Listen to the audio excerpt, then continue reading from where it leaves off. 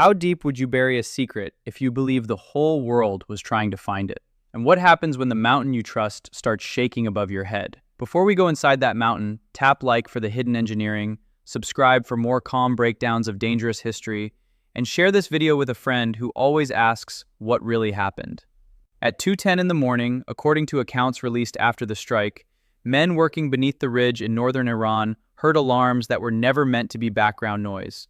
They were not listening to another drill, they were listening to rock being beaten from above. Somewhere over the mountain, aircraft they could not see had released weapons built for one purpose: to turn depth into a trap. For years, the people who designed that underground complex believed granite was a shield. They believed enough stone, enough concrete, and enough distance from the surface could make a nuclear site untouchable. The United States came to a different conclusion. Granite slow a bomb down.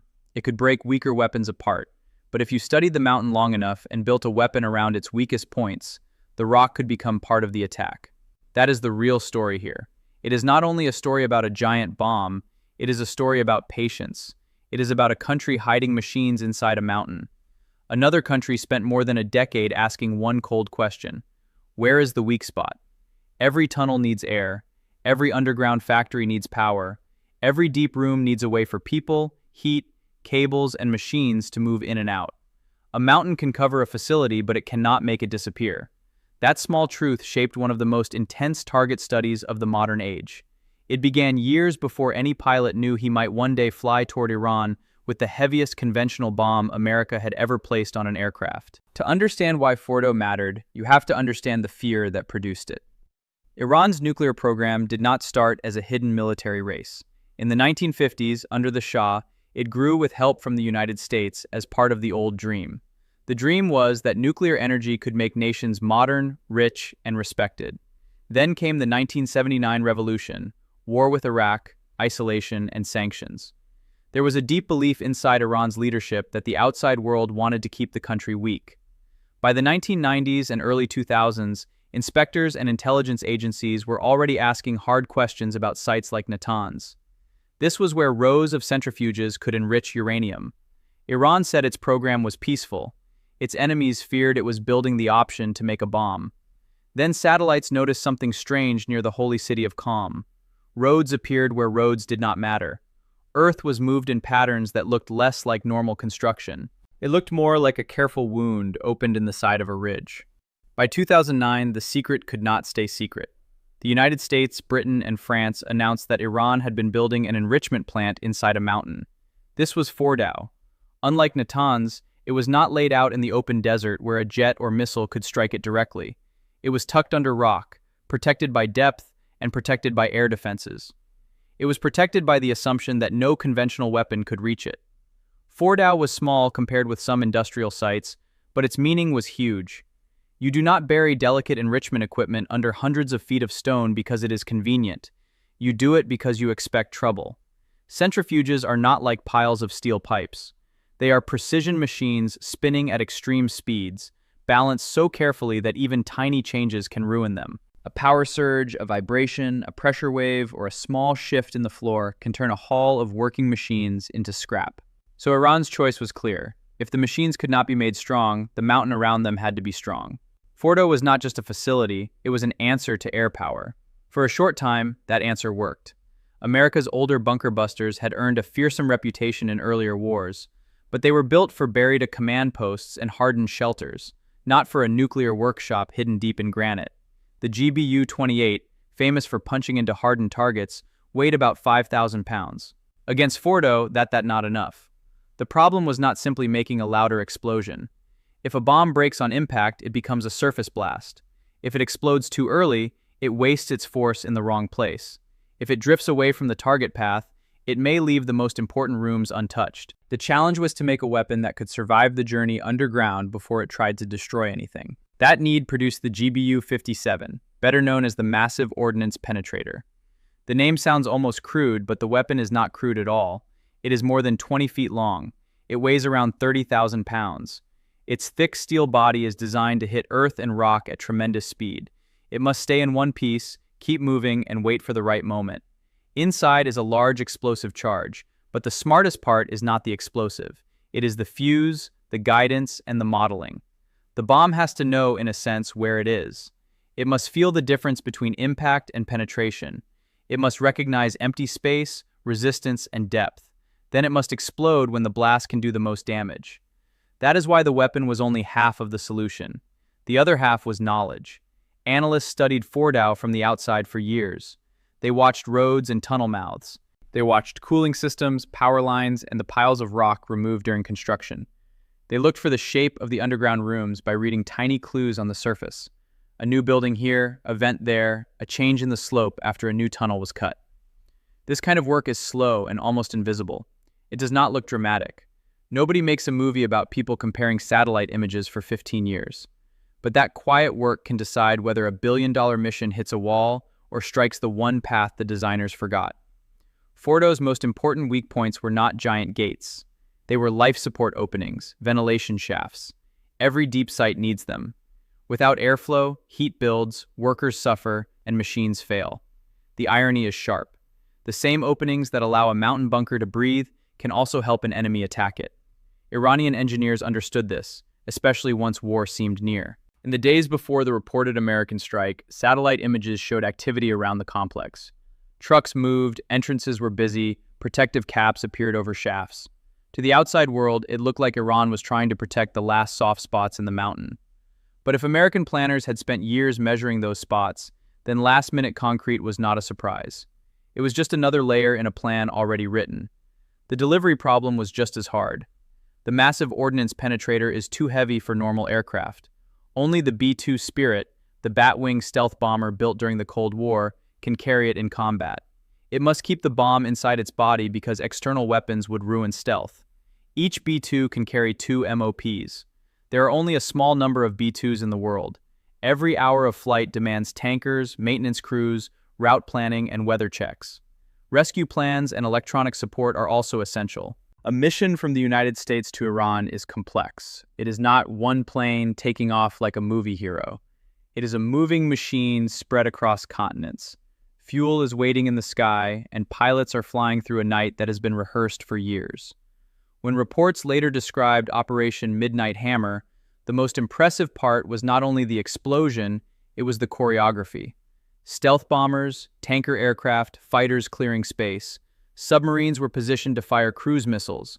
Decoys moved in the opposite direction.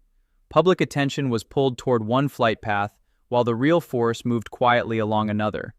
The goal was simple to say and difficult to do. Strike Fordow, Natanz, and Isfahan within a short window. Hit the nuclear infrastructure and leave before Iran could react in a meaningful way. The message was not just that America had a weapon. The message was that America had built the system to use it.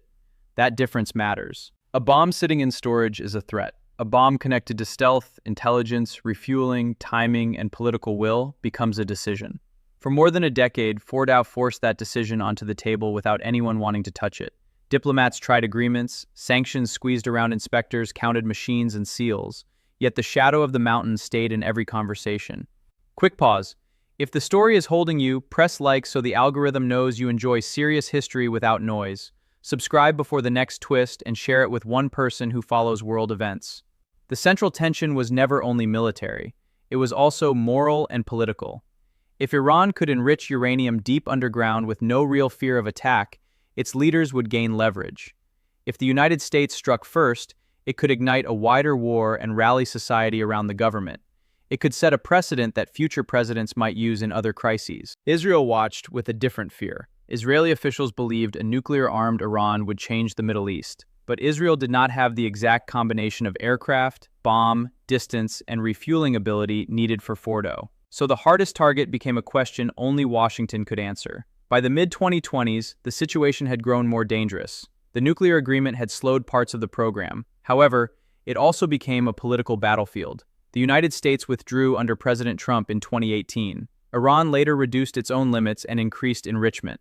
Inspectors continued to report concern. Uranium enriched to around 60% is not the same as a finished nuclear weapon, but it is far beyond what a normal power reactor needs, and it shortens the road to weapons-grade material. That is why every new stockpile number felt heavy. It was not just a number, it was time.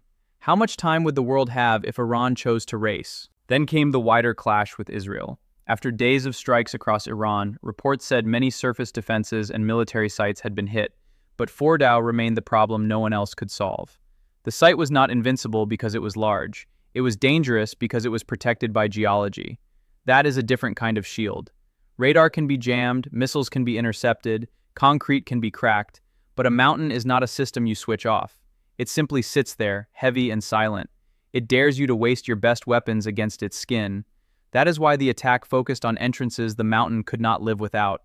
The first weapons reportedly struck caps and surface protections, opening the way. Follow-on bombs were then aimed into the same narrow zones with different settings and planned depths. This was not the old idea of dropping one bomb and hoping the blast was big enough. It was more like forcing a series of steel fists through the same wound. Each one reached a little deeper, each one timed to make the next effect worse. The target was not only the shaft, it was the hidden volume connected to it. Here is the strange physics.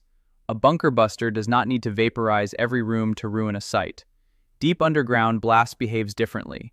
In open air, pressure spreads outward and fades. Inside rock, the shock travels through stone, concrete, steel, and empty chambers. It finds corners. It hammers walls. It turns floors into waves. If several detonations occur at planned depths, the pulses can overlap and stress the structure. Even if a chamber does not collapse fully, the machines inside may be finished. Centrifuges are built for speed, not punishment. They can be destroyed by vibration or misalignment. Loss of power or contamination can also be fatal. You do not have to melt them. You only have to make them unable to spin. That is why a mountain can betray the people inside it. The deeper the rooms, the more protected they are from ordinary bombs. But if a weapon reaches the right internal path, all that surrounding mass can carry force. Rock that once acted as armor becomes a hammer. Concrete that once gave comfort becomes a surface for pressure. The designers of Fordow were not foolish. They understood modern air power. They understood that Israel had attacked nuclear reactors before. They understood that the United States had spent decades perfecting precision strike. Their mistake, if there was one, was believing the contest would freeze in place. They built against the weapons they knew. Their enemy built against the mountain they made. The first public reports after the strike sounded absolute. Officials spoke of severe damage. Some used words like destruction and obliteration. Satellite images showed holes on ridgelines, disturbed earth, blocked entrances, and signs that the ground above parts of the complex had shifted. To many viewers, the story seemed finished. The mountain had been hit. The bomb had worked. The great hidden site was gone.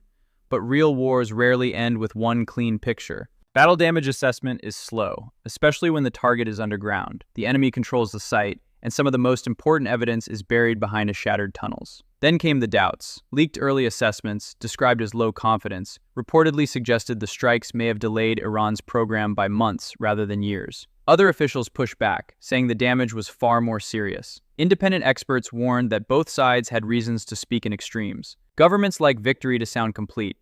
Enemies like survival to sound total. The truth usually hides between them. A bomb can collapse tunnels and wreck machines. It cannot erase knowledge from the minds of engineers. It cannot guarantee that every gram of enriched uranium was still inside when the first weapon arrived.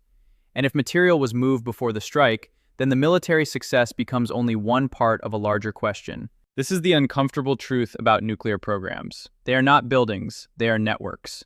They include mines, conversion plants, enrichment halls, storage locations, scientists, supply chains, computer systems, secret workshops, and political decisions. Destroying one site can matter a lot, especially if that site is unique.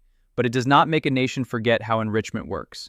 It does not remove every tool. It may buy time, it may change calculations, it may scare leaders, or may convince them to dig even deeper next time. That is why the word setback matters more than the word ending. A setback can be powerful, it can be necessary, but it is not the same as peace. Still, the symbolism of that night was enormous. For decades, strong states have buried command centers, missile sites, and research facilities under mountains. North Korea does it. China studies it. Russia has built entire underground complexes. Iran was part of that tradition. The logic is simple. If the enemy owns the sky, go under the earth. But the Fordow strike, as described, sent a warning to every planner who trusts that logic too much. Depth is not magic. Granite is not a promise. A bunker is only as safe as its least protected connection to the surface. A vent, a cable route, a drainage tunnel, a service road, an access door, a pattern in the dirt. One overlooked detail can become the whole battle. And that is what makes the American answer worse than a normal bunker buster. A normal bunker buster is a weapon. This was a method. It combined patient intelligence, custom engineering, stealth delivery, political timing, and a psychological message. It said, if you build a fortress, we will spend years learning its habits. If you seal one entrance, we will ask what that tells us about the room behind it. If you move deeper, we will not only make a bigger blast, we will make a smarter path. The frightening part is not that the bomb is heavy. The frightening part is that it was designed around a specific idea of human confidence, the belief that someone else will stop looking. That belief appears again and again in military history. Castles were built until cannons changed the rules. Battleships were armored until aircraft changed the rules. Fixed missile silos were hardened until accuracy changed the rules. Every defense creates a race. At first, the wall wins. Then the attacker studies the wall, builds tools, trains crews, and waits for the day the wall becomes a map. Forto was a modern castle under a mountain. It was built for a world where older bombs could not reach it. But technology did not stop in 2009. Neither did fear. There's also a human side that is easy to miss. Somewhere, engineers designed those underground halls, believing they were protecting their country. Somewhere else, American engineers designed a bomb to break that protection. On both sides, people went home, raised families, and worked on equations whose results could shake mountains. The machines may be cold, but the motives are not. Pride, fear, memory, revenge, survival, deterrence, all of it is mixed into the steel. Before we push into the aftermath, do a small thing for the channel. Hit like you're marking a map. Subscribe if you want more stories built on facts, and send this to someone who needs the short version of a very complicated world. The aftermath also raised a question that no creator can answer. Did the strike make the world safer, or did it teach Iran to hide better? Supporters argued that waiting would have been more dangerous. They said a hard strike proved that red lines still mattered, and that Fordow could not be allowed to become a permanent shelter for a nuclear breakout. Critics saw a different danger. They warned that using force without a long political plan can turn a temporary delay into a permanent grievance. If government survives the blow, it may rebuild with fewer inspectors, deeper tunnels, and a stronger argument that only a real nuclear weapon can protect it. That is the paradox at the heart of bunker warfare. The more you prove that bunkers can be destroyed, the more some leaders may want weapons that cannot be destroyed. The strike may weaken a program, but the lesson learned by the target may be next time, disperse it, move it, hide it under cities, hide it under more mountains, or rush before the next attack comes. This does not mean force never works. It means force works best when it is tied to a clear political end. Bombs can open a door. They cannot decide what walks through it afterward. For the United States, the mission was also a demonstration to allies and rivals. The Fordo strike showed that America's real strength wasn't just the bomb itself. It was the ability to focus years of intelligence, research, and coordination on a single target. Iran's mountain fortress became a curse rather than a shield. Its fame and depth attracted sustained study, and eventually, no hiding place proved permanent. Analysts, engineers, pilots, and programmers all worked for years so the weapon could fall in seconds. Yet the strike didn't end the story. It stopped easy answers, forcing heavier bombs and smarter planning, but it didn't stop Iran's determination or the world's uncertainty about what survived underground. The deeper lesson is political. Once a hiding place is seen as a genuine threat, depth alone can't guarantee safety. Only trust, verification, and restraint can prevent the next mountain from being targeted at all.